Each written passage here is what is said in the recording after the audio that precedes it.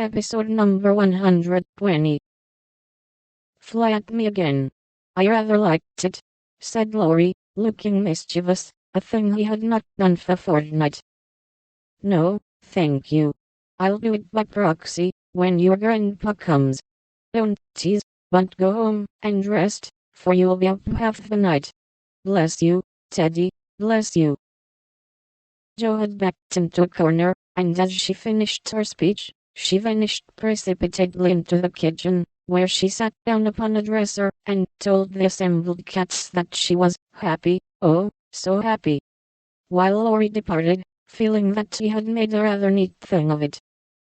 That's the interferingest chap I ever see, but I forgive him, and do hope Mrs. March is coming right away, said Hannah, with an air of relief, when Jo told the good news.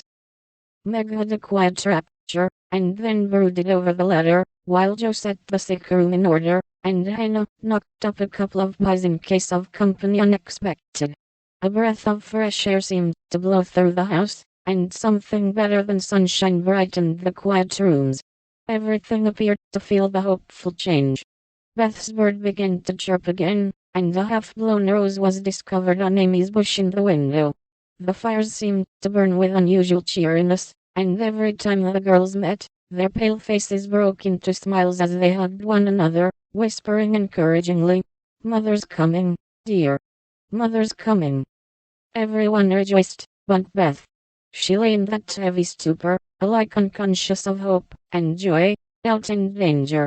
It was a piteous sight, the once rosy face so changed and vacant, the once busy hands so weak and wasted, the once smiling lips quite dumb, and the once pretty, well-kept hair scattered rough and tangled on the pillow.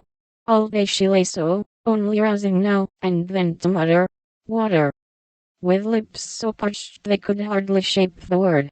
All day Jo and Meg hovered over her, watching, waiting, hoping, and trusting in God and Mother, and all day the snow fell, the bitter wind raged, and the hours dragged slowly by. But night came at last, and every time the clock struck, the sisters, still sitting on either side of the bed, looked at each other with brightening eyes, for each hour brought help nearer. The doctor had been in to say that some change, for better or worse, would probably take place about midnight, at which time he would return. Hannah, quite worn out, lay down on the sofa at the bed's foot, and fell fast asleep. Mr. Lawrence marched to and fro in the parlor, feeling that he would rather face a rebel battery than Mrs. March's countenance as she entered. Laurie lay on the rug, pretending to rest, but staring into the fire with the thoughtful look, which made his black eyes beautifully soft and clear. The girls never forgot that night, for no sleep came to them as they kept their watch, with that dreadful sense of powerlessness, which comes to us in hours like those. "If God spares Beth, I never will complain again," whispered Meg earnestly. "If God spares Beth, I'll try to love and serve him all my life," answered Jo, with equal fervor.